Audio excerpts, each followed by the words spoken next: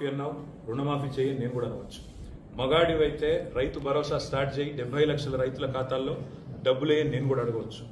మగాడివైతే Mahalakshmi start చేయి, 1,67,00,000 మంది ఆడబిడ్డలు ఉన్నారు, నెలకు 2,500 ఇస్తానన్నావు, స్టార్ట్ చేయి నేను కూడా అడగవచ్చు. కానీ నేను ఇవన్నీ ఏమనట్లేదు. ఒక్క సీట్ అయినా గెలవము అనే మాట మాట్లాడావు కదా. నీకు నిజంగానే దమ్ముంటే రేవంత్ రెడ్డి గారు, నేను సవాల్ చేస్తా ఉన్నా, నేను నా సిరిసిల్ల ఎమ్మెల్యే పదవికి రాజీనామా చేసి వస్తా. నువ్వు నీ ముఖ్యమంత్రి పదవికి, కొడంగల్ ఎమ్మెల్యే పదవికి రాజీనామా చేసిరా. నీ సిట్టింగ్ సీటు మల్కాజ్గిరిలో ఇద్దరం కొట్లాడదాం. ఆ ఒక్క సీట్లోనే తేల్చుకుందాం. ఈ రాష్ట్రం అంతా అతలాకుతలం చేయాల్సిన అవసరం లేదు.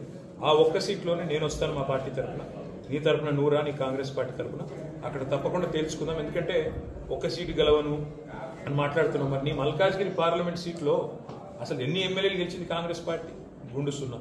ఎంతమంది కార్పొరేటర్లు గెలిచారు నీ మల్కాజ్గిరి పార్లమెంట్ పరిధిలో?